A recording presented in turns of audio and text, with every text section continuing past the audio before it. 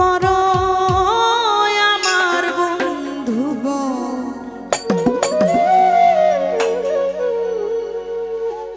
একবার গেলে বিছনায় পইরা পায়খানায় আর প্রসাব কইরা নষ্ট করবা ঘর কেউ কইব না ধর কেউ কইব না ধর বুইরা রে কেউ কইব না ধর কেউ কইব না ধর বুইরা রে কেউ কইব না ধর তোমার বাড়ি গাড়ি টাকা করি হবে একদিন বিষের বড়ি এই বাড়ি গাড়ি টাকা করি হবে একদিন বিষের বড়ি কিসের এত বাহাদুরি করো আমার বন্ধু একবার গেলে বিছনায় পইরা পায়খানায় আর প্রসাব কইরা নষ্ট করবা ঘর কেউ কইব না ধর কেউ কইব না ধর বুইরা রে কেউ কইব না ধর কেউ কইব না ধর বুইরা রে কেউ কইব না ধর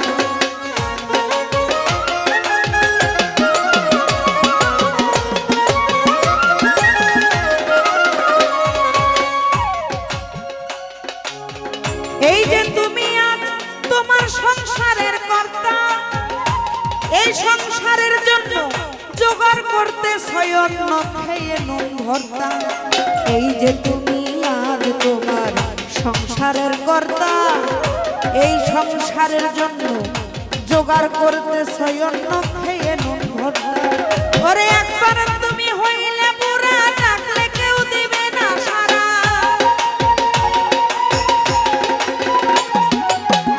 একবার তুমি হইলে বুড়া ডাকলে কেউ দিবে না সারা হাতের একটা লাঠি ছাড়া সবাই সেদিন হবে পর একবার গেলে বিছনায় পইরা পায়খানায় আর প্রসাব কইরা নষ্ট করবা ঘর কেউ কইব না ধর কেউ কইব না ধর বুইরা রে কেউ কইব না ধর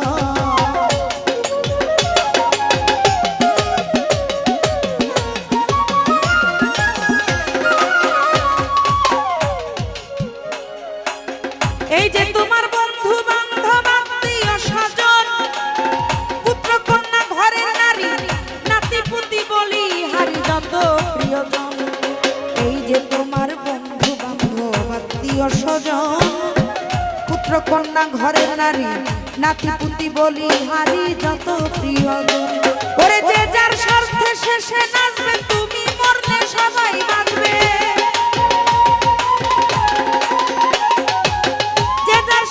শেষে নাচবে তুমি মরলে সবাই বাঁচবে ডাকলে কেউ না কাছে আসবে তোমার কাছে নাই খবর একবার গেলে বিছনায় কইরা পায়খানায় প্রসাব কইরা নষ্ট করবা ঘর কেউ কইব না ধর কেউ কইব না ধর বুইরা রে কেউ কইব না ধর কেউ কইব না ধর বুইরা রে কেউ কইব না ধর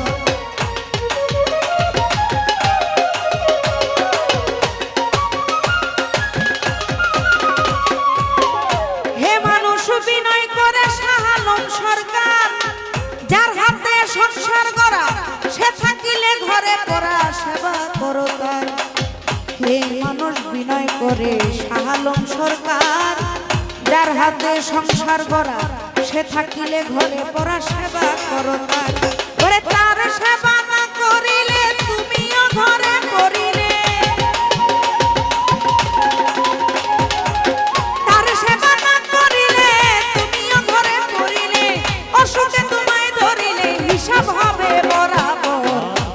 গেলে বিছনায় পইরা পায়খানায় প্রসাব কইরা নষ্ট করবা ঘর কেউ কইব না ধর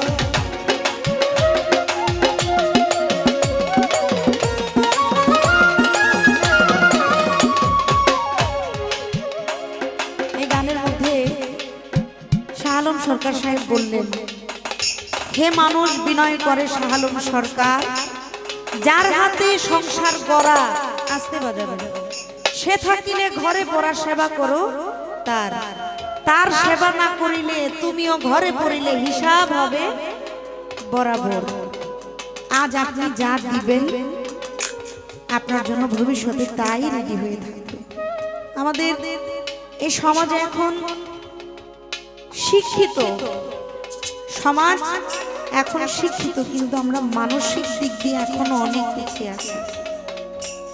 মানসিক, আমরা হয়তো উচ্চ শিক্ষায় অনেক শিক্ষিত হয়েছি, কিন্তু মানসিকভাবে এখনো আমরা শিক্ষিত হতে পারি না। আমাদের মানবিকতার অভাব আছে। তাই আজকে আপনি যা দিবেন ভবিষ্যতে আপনি তাই পাবেন।